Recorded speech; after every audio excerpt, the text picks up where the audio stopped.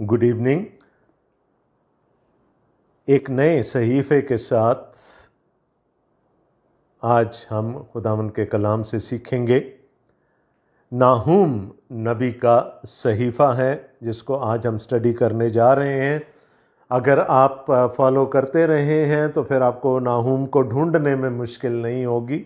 मीका के सहीफ़े के बाद आपको नाहूम का, नेहम या जैसे इब्रानी में नाहूम कहा जाता है, उसका सहीफ़ा आज हम शुरू करने जा रहे हैं। तो आइए पहले हम पढ़ें नाहूम नबी का सहीफ़ा, उसका पहला बाब शुरू से लेकर आखिर तक, पहली आयत से लेकर हम 15वीं आयत तक पढ़ेंगे। Nahum from the Old Testament, from the minor prophets, the book of Nahum, chapter 1। खुदावंद के कलाम में लिखा है, नैनवा की बाबत बारे नबूवत, अलकूशी नाहूम की रोया की किताब। खुदावंद गयूर और इंतकाम लेने वाला खुदा है। हाँ, खुदावंद इंतकाम लेने वाला और कहार है। खुदावंद अपने मुखालिफों से इंतकाम लेता है और अपने दुश्मनों के लिए कहर को कायम करता है। खुदावंद कहर करने में धीमा और कुदरत में बढ़कर है और मुजरिम को हरगिज़ बरी ना करेगा। खुदावंद की राह गर्दबाद और आंधी में है और बादल उसके पाँव की गर्द हैं। वही समंदर को डांटता और सुखा देता है और सब नदियों को खुश्क कर डालता है। बसन और करमल कुमला जाते हैं और लबनान की कोंपलें मुरझा जाती हैं। उसके खौफ से पहाड़ कांपते और टीले पिघल जाते हैं। उसके हजूर ज़मीन, हाँ दुनिया और उसकी मामूरी थरथराती है। किसको उसके कहर की ताब है? उसके कहर शदीद को कौन बर्दाश्त कर सकता है? उसका कहर आग की मानिंद नाजिल होता है, वो चट्टानों को तोड़ डालता है। खुदावंद भला है और मुसीबत के दिन पनागाह है। वो अपने तवक्कल करने वालों को जानता है, लेकिन अब वो उसके मकान को बड़े सैलाब से नेस्तो नाबूद करेगा और तारीकी उसके दुश्मनों को रगेदेगी। तुम खुदावंद के ख़िलाफ़ क्या मंसूबा बांधते हो? वो बिल्कुल नाबूद कर डालेगा। अजाब दोबारा ना आएगा, अगरचे वो उलझे हुए कांटों की मानिंद पेचीदा और अपनी मैं से तर हों, तो भी वो सूखे भूसे की तरह बिल्कुल जला दिए जाएंगे। तुझसे एक ऐसा शख्स निकला है जो खुदावंद के ख़िलाफ़ बुरे मंसूबे बांधता और शरारत की सलाह देता है। खुदावंद यूँ फरमाता है कि अगरचे वो ज़बरदस्त और बहुत से हों तो भी वो काटे जाएंगे और वो बर्बाद हो जाएगा। अगरचे मैंने तुझे दुख दिया तो फिर कभी तुझे दुख ना दूंगा, और अब मैं उसका जुआ तुझ पर से तोड़ डालूंगा और तेरे बंधनों को टुकड़े टुकड़े कर दूंगा। लेकिन खुदावंद ने तेरी बाबत ये हुक्म सादिर फरमाया है कि तेरी नस्ल बाकी रहे। मैं तेरे बुत खाना से खोदी हुई और ढाली हुई मूर्तों को नेस्त करूंगा। मैं तेरे लिए कब्र तैयार करूंगा क्योंकि तू निकम्मा है। देख, तू खुशखबरी लाता और सलामती की मुनादी करता है। उसके पाँव पहाड़ों पर हैं। आए यहूदा, अपनी ईदें मना और अपनी नज़रें अदा कर, क्योंकि फिर खबीस तेरे दरमियान से नहीं गुजरेगा। वो साफ काट डाला गया है। आमीन। अभी तक जितने भी हमने अंबियाए असगर को पढ़ा है, एक कॉमन थीम, एक मरकज़ी मजमून हमें नज़र आया है, और वो है अदालत, खुदा की अदालत। One thing that has been common throughout all the minor prophets that we have studied is the judgment of God. और नाहूम की किताब नैनवा के ख़िलाफ़, जो कि दारुल हुकूमत था असूर का, उसके ख़िलाफ़ बारे नबूवत है, उसके ख़िलाफ़ खुदा की अदालत है। The book of Nahum is a prophecy, is the prophecy of judgment against Nineveh, which was the capital city of Assyria, which was the then superpower. कुछ थोड़ा सा तारीख़ में हम आगे पीछे हो गए हैं। जब हमने मीका नबी का सहीफ़ा शुरू किया था तो हमने देखा था कि उस वक्त दोनों सल्तनतें कायम हैं। शुमाली सल्तनत यानी इसराइल की सल्तनत भी कायम थी और जनूबी सल्तनत यानी यहूदा की सल्तनत भी कायम थी। और मैंने आपको बताया था कि मीका होसिया और यसाया का कंटेम्प्ररी था और उसने उस वक़्त में नबूवत की जबकि दोनों सल्तनतें अभी कायम थीं, बनी इसराइल की दोनों सल्तनतें। Micah prophesied in a time when both the kingdoms of Israel, like the kingdom of Ephraim or Israel and the kingdom of Judah, were intact. और मैंने आपको मीका के जब हम तारुफ पढ़ रहे थे तो ये बताया था कि उनका एक कॉमन दुश्मन था, एक कॉमन एनिमी था, असीरिया, असूर, जो कि उस वक़्त की सुपर पावर थी। It was big, it was powerful और दोनों किंगडम्स को ख़तरा था।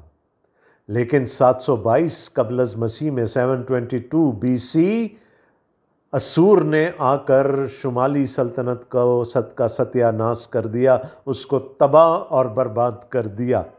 वो जो 10 कबीले थे उनको उसने मार डाला, जो बच गए उनको उसने बखेर दिया अपने सल्तनत के दूसरे हिस्सों में और वहाँ से लोगों को ले आया और उनको शुमाली सल्तनत में बसा दिया। और फिर तकरीबन 136 साल का अरसा है बीच में कि जब शुमाली सल्तनत तो नहीं रही थी लेकिन जनूबी सल्तनत अभी कायम थी। And Assyria was constantly threatening to attack JUDA.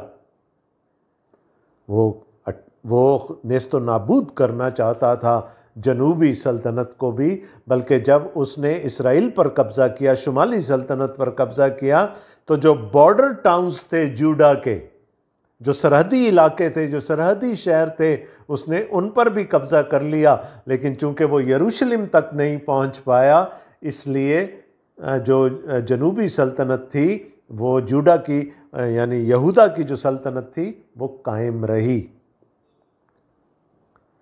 अब एक सल्तनत ख़त्म हो चुकी है, भाई मारे जा चुके हैं, एक सल्तनत कायम है, दुश्मन अभी भी असूर है। तो ये कलाम जजमेंट है अगेंस्ट असीरिया। 2 हिस्से हैं इसके, 3 बाब हैं और नाहूम की किताब के हमें 2 हिस्से मिलेंगे। पहले बाब में खुदा अपना तारुफ कराता है कि who am I, and I think the first chapter is a great lesson in theology.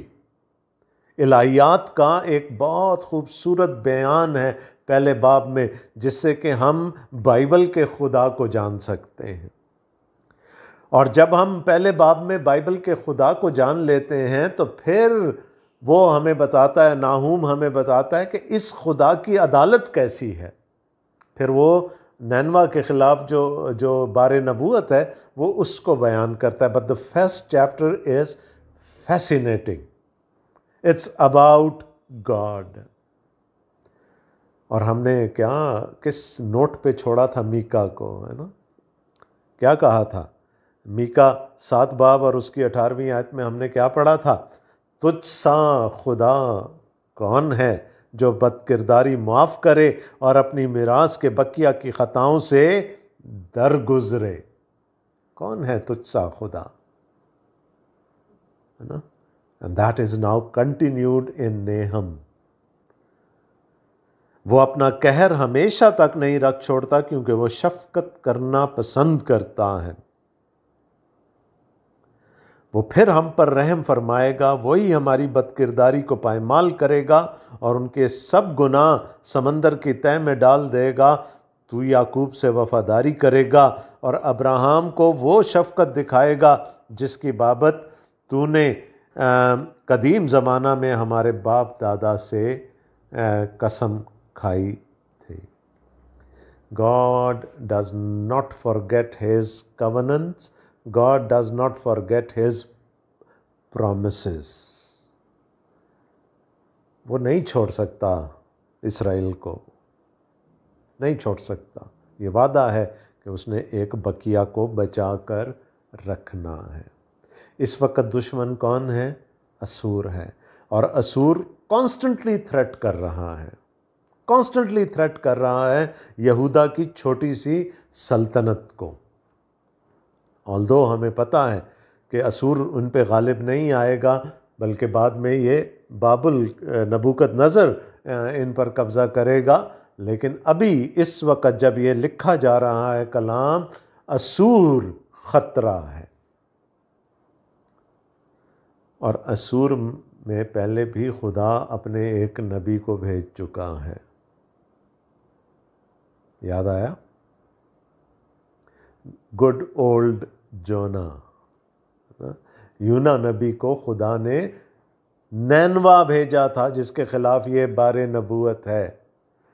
लेकिन वो मेरा ख्याल 1-1.5 सदी पहले की बात थी। उस वक़्त के बादशाह ने उसका कलाम सुनकर तौबा कर ली, एक पूरी कौम ने तौबा कर ली, और उस वक़्त खुदा ने उनको बहाल कर दिया।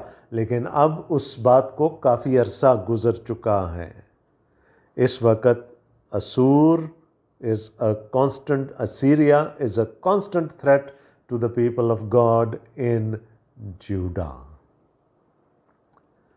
नाहुम के बारे में भी हमें बहुत सारे नबियों की तरह बहुत ज़्यादा नहीं बताया गया, सिर्फ इतना पता चल रहा है कि वो अलकूशी है, कूश के इलाके का रहने वाला है, and that is all that we know about him.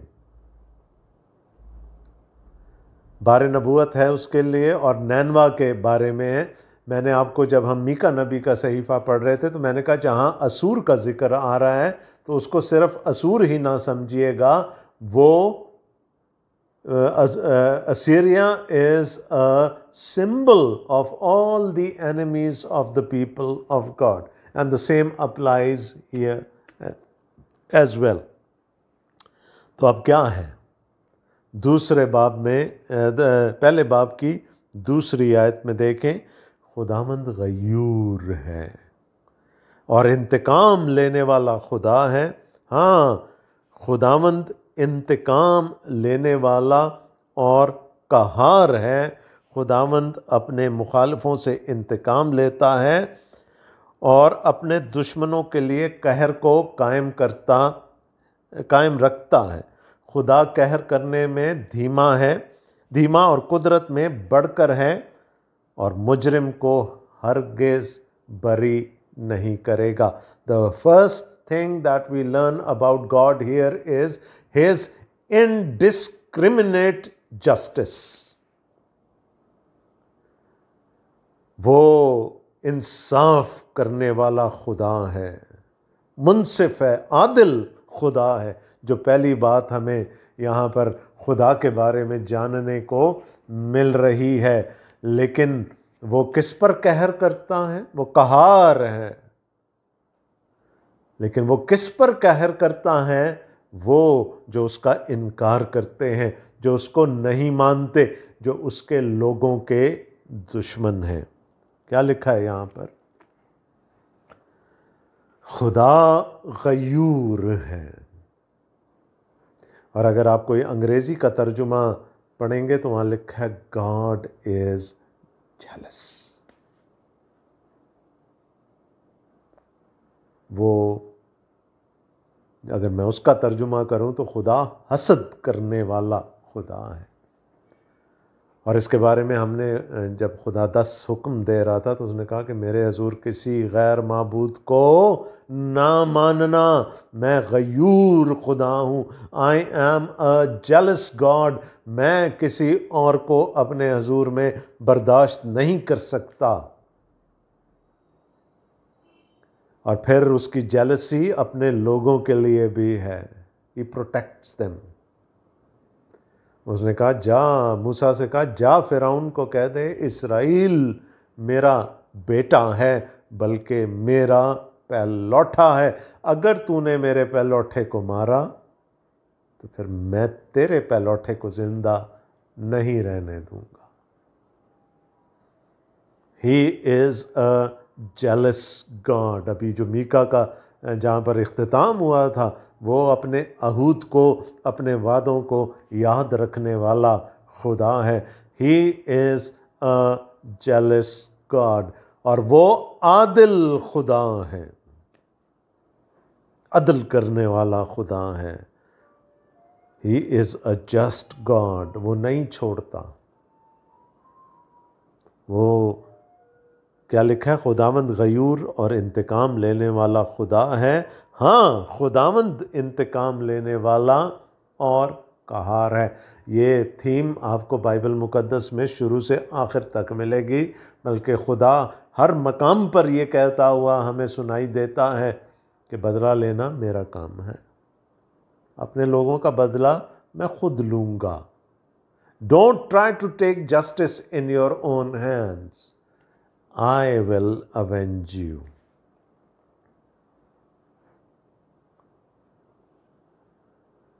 खुदावंद अपने मुखालिफों से इंतकाम लेता है, जो उसके खिलाफ खड़े हो जाते हैं।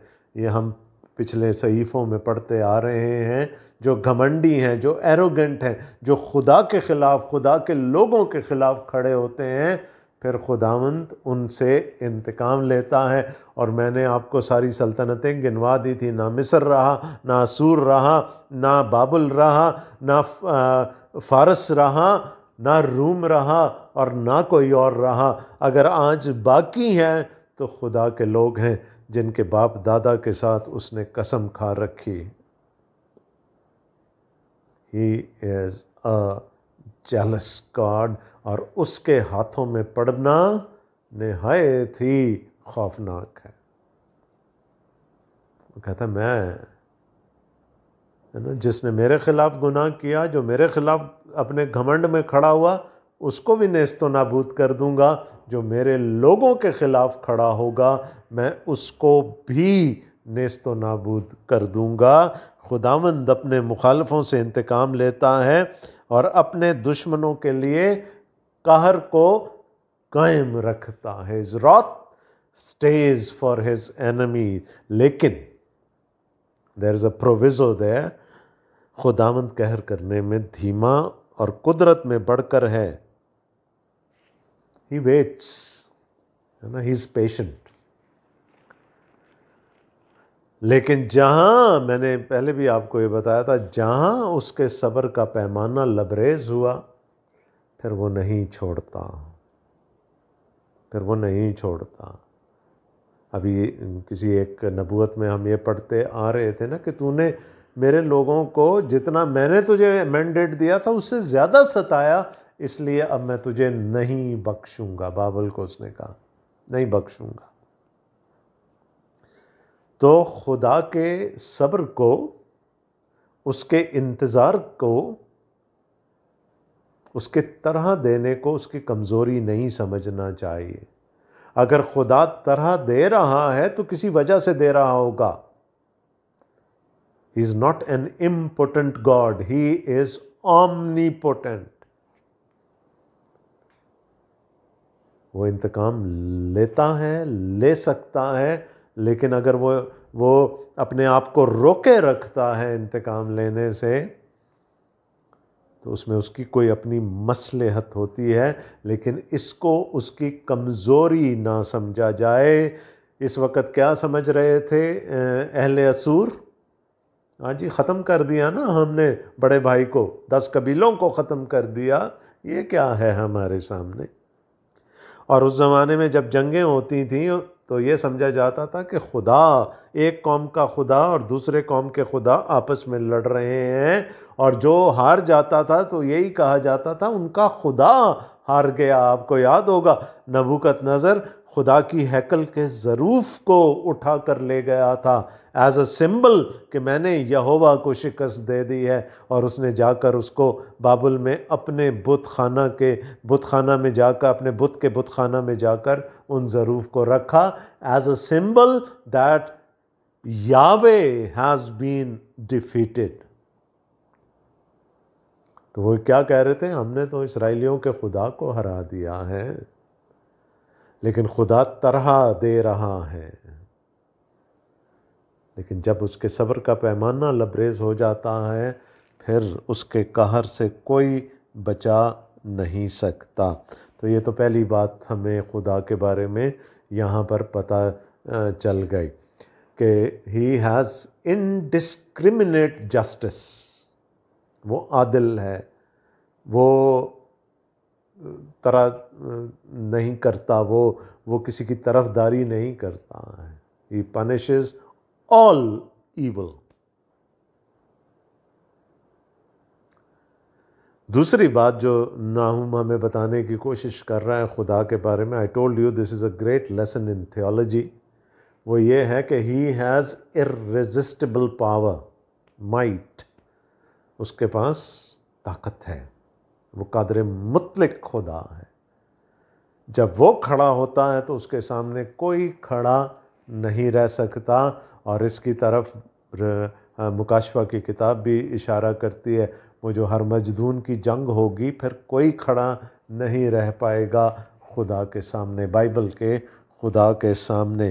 तो तीसरी आयत के आखिरी हिस्से से देखें, खुदावंत की राह गर्दबाद और आंधी में है, और बादल उसके पाँव की गर्द है। He has created the nature and he controls the nature. वो किसी चीज़ को भी तबाह करने के लिए इस्तेमाल कर सकता है। क्या है यहाँ पर? उसकी राह गर्दबाद है, जिसको टॉर्नेडो कहते हैं ना हम, गर्दबाद है। वो जो मट्टी का तूफान आता है, बगुला जो होता है, उसकी राह उसकी मानिंद है और आंधी में है, और बादल उसके पाँव की गर्द हैं। उस दिन ज़रा ज़ोर से हवा चली, कराची में दरख्त उखड़ गए, टहनियाँ टूट गई। ही कंट्रोल्स नेचर ना। तूफान है गलील की झील में, मौजें उठ रही हैं, मछेरे परेशान हो गए। जब यीशु उठता है तो सिर्फ उसके मुंह से एक फिक्रा निकलता है, and everything gets still. Control है, he controls the nature and he can use the nature, है ना। क्या क्या है यहाँ पर? टॉर्नेडोज और आंधी का जिक्र आ गया, बादल ना। नूह के ज़माने का तूफ़ान सबको याद होगा। वही समंदर को डांटता, जो मैंने अभी मिसाल दी आपको, वही समंदर को डांटता और सुखा देता है, और सब नदियों को खुश्क कर डालता है। बसन और करमल कुमला जाते हैं और लुबनान की कौंपलें मुरझा जाते हैं। अगर वो बारिश को रोक दे और नदियों को खुश्क कर दे तो खुश्क साली हो जाएगी, लोग मर जाएंगे खुश्क साली से। अगर अनाज नहीं होगा खाने के लिए, पीने के लिए पानी नहीं होगा, तो फिर लोग मरेंगे उससे। ही कंट्रोल्स एवरीथिंग। देखें क्या लिखा है, वही समंदर को डांटता और सुखाता है।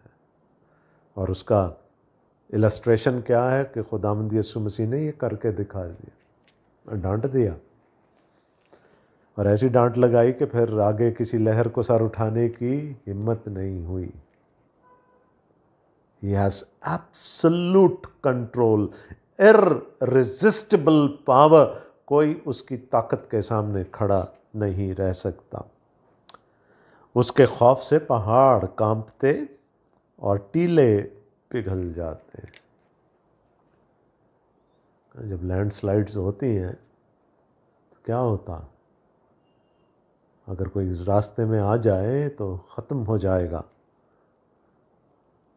उसके हजूर ज़मीन, हाँ दुनिया और उसकी मामूरी थरथराते हैं। उसके पाँव की चौकी है ना, आसमान उसका तख्त है, ज़मीन उसके पाँव की चौकी है, वो मालिक है, वो खालिक है, वो जिस चीज़ को चाहे इस्तेमाल कर सकता है।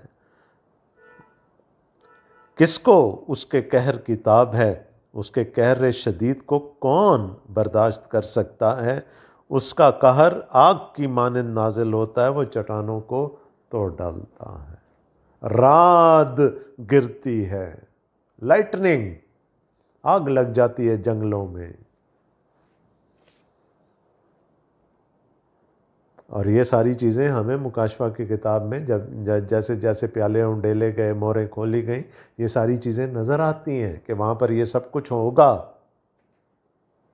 जब वो अपने कहर शदीद को जाहिर करने पर आएगा तो वो जो नेचर जिसको उसने खुद क्रिएट किया है वो बिफर जाएगा फिर। और जब नेचर बिफरेगा तो फिर किसी के लिए कोई ठिकाना नहीं है। He has irresistible power.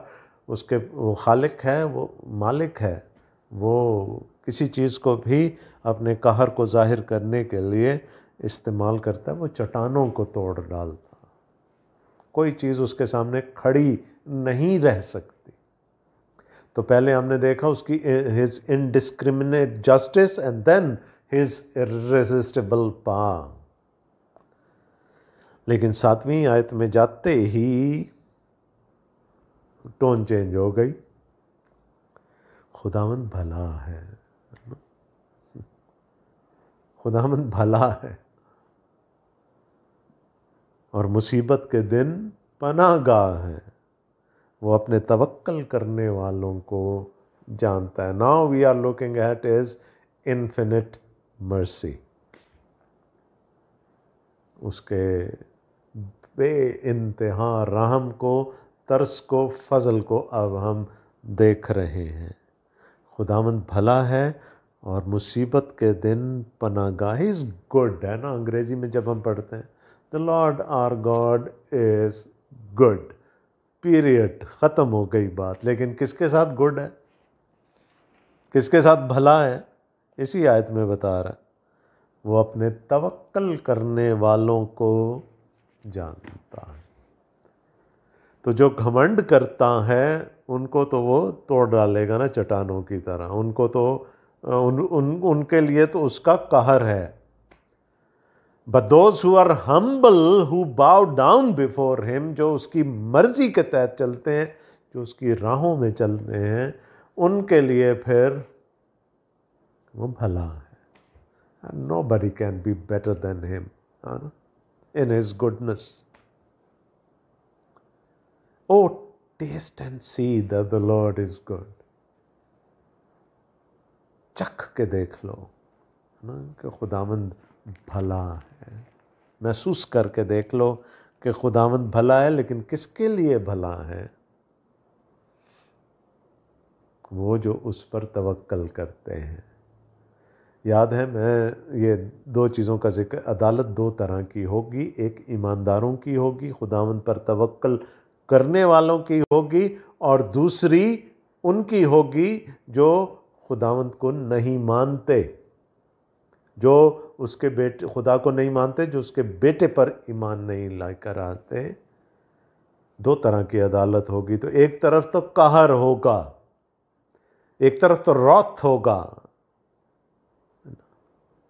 Crude रौथ of God, और अबदी हलाकत होगी। और दूसरी तरफ जहाँ ईमानदार हैं, जहाँ हलीम हैं, जहाँ फिरौतन है, खुदावंद के हजूर चलने वाले लोग हैं, उसके बेटे पर ईमान रखने वाले लोग हैं, उनके लिए क्या है? बस अब जितने मसीह यस्सु में हैं उन पर सज़ा का हुक्म नहीं। No condemnation for those who are in Christ ji. वो कहर, कॉन्डमनेशन का क्या मतलब है? अदालत, कहर, गुस्सा, रौत उनके लिए नहीं है। It's not for them. तो तीन चीज़ें हमने देखी खुदा के बारे में। His indiscriminate justice, his irresistible power and his infinite mercy. अब वो वापस आ रहा है एज एन इलस्ट्रेशन उसी बात को, जो पहली दो चीज़ें हैं उनको बयान करने के लिए वापस आ रहा है।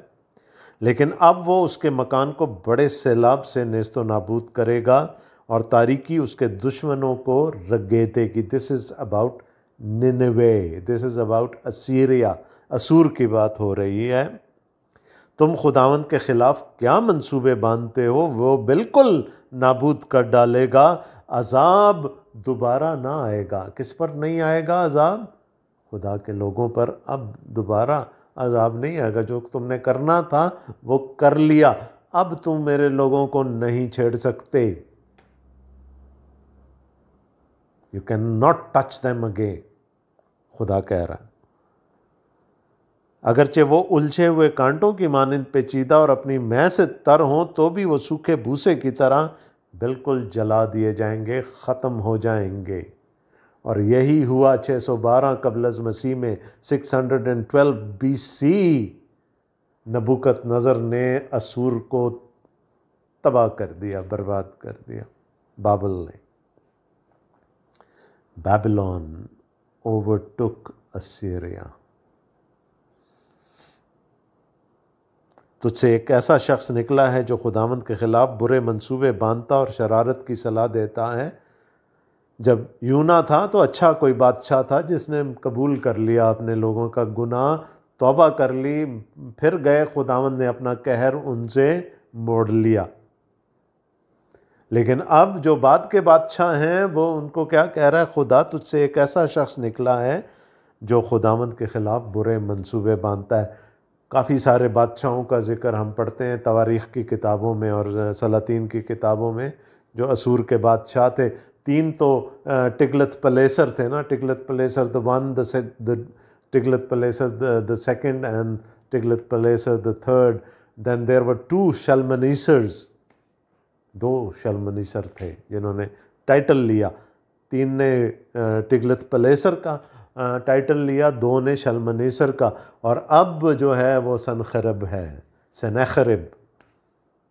देखा, वो निकला है जो शरारत पर तुला हुआ है, जो मेरे लोगों को मार डालना चाहता है और शरारत की सलाह देता है। खुदावंद यूँ फरमाता है कि अगरचे वो ज़बरदस्त और बहुत से हों तो भी वो काटे जाएंगे और बर्बाद हो जाएंगे। अगरचे मैंने तुझे दुख दिया तो भी फिर कभी तुझे दुख ना दूंगा। 2 लाख का लश्कर लेकर आ गया था ये सनखरब यरूशलेम को फतह करने के लिए। तो उसने कहा चाहे वो हिकमत हो उनके पास, चाहे फोर्स हो, they are not going to win. मैं छोड़ूंगा नहीं अब इनको, और अब मैं उसका जुआ तुझ पर से तोड़ डालूंगा और तेरे बंधनों को टुकड़े टुकड़े कर दूंगा।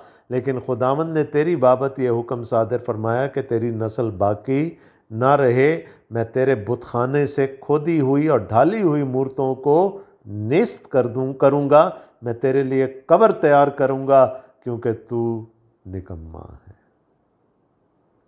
तेरा आ गया है, तेरी आखिर आ गई है, बस। You are doomed now Assyria, you are doomed because the Lord has decided it। वो जो कि आदिल खुदा है, जिसका जो खालिक है, मालिक है, जिसके पास कुदरत है और जो अपने लोगों के साथ भलाई करता है, उस खुदा ने डिसाइड कर लिया कि यू विल बी नो मोर। मैंने तेरी कब्र तैयार कर ली है, ख़त्म, कहानी ख़त्म होने जा रही है। 15वीं आयत में लिखा है, देख जो खुशखबरी लाता और सलामती की मुनादी करता है, उसके पाँव पहाड़ों पर हैं। आए यहूदा, अपनी ईदें मना और अपनी नज़रें अदा कर, क्योंकि फिर खबीस तेरे दरमियान से नहीं गुजरेगा। वो साफ काट डाला गया है। खिराज देना पड़ता था असूर को, यहूदा को ना, क्योंकि वो सुपर पावर है। वो तो तलवार लेकर सर पे खड़ा है कि अगर मुझे खिराज नहीं दोगे तो मैं आके फतह कर लूँगा। कहा आप भूल जाओ, भूल जाओ, कोई डर नहीं है, कोई खौफ नहीं है, अपनी ईदें मनाओ, अपनी नज़रें अदा कर, अपनी ईदें मना, क्योंकि फिर खबीस तेरे दरमियान से नहीं गुजरेगा, वो साफ काट डाला गया है। इट्स फिनिश्ड, डूम्ड, ख़त्म। खुशखबरी है मेरे लोगों के लिए, खुशखबरी है कि वो बड़ी सल्तनत को तो उसने तहोबाला कर दिया, लेकिन इस छोटी सी सल्तनत को, इस बकिए को मैं बचा लूँगा। और वो बकिए को आज तक बचाता चला आया है। ये है बाइबल का खुदा, है ना। किसके बारे में क्या लिखा था? तुझसा खुदा कौन है जो बदकिरदारी मुआफ़ करे और अपनी मिरास के बकिया की ख़ताओं से दरगुजरे। Nobody is like him। अब आगे जो 2 बाब हैं उसमें ग्राफिक डिटेल्स हैं इस डिस्ट्रक्शन की। Nineveh's destruction, we have the graphic details of Nineveh's destruction अगले 2 अबवाब में। हमें नज़र आएगा कि ये जो सारी बातें यहाँ पर इशारतन की जा रही हैं, ये कैसे होंगी। दूसरे बाब में और तीसरे बाब में हम नैनवा की डिस्ट्रक्शन को देखेंगे। खुदा के लोग बच जाएंगे। क्यों बच जाएंगे? इसलिए कि उनके पास ताकत है, कुदरत है। क्या है? कुछ नहीं। 2 लाख का लश्कर लेकर आ गया था, फिर भी खुदा ने बचा लिया। असूर बर्बाद हो गया 612 कबल मसीह में। इसराइल आज भी कायम है, वो बकिया आज भी कायम है। और क्यों कायम है? क्योंकि बाइबल का खुदा अपने अहूद को, अपने वादों को याद रखता है। He is the God of indiscriminate justice. He is the God of irresistible power, and He is the God of infinite mercy. God bless you all. Amen.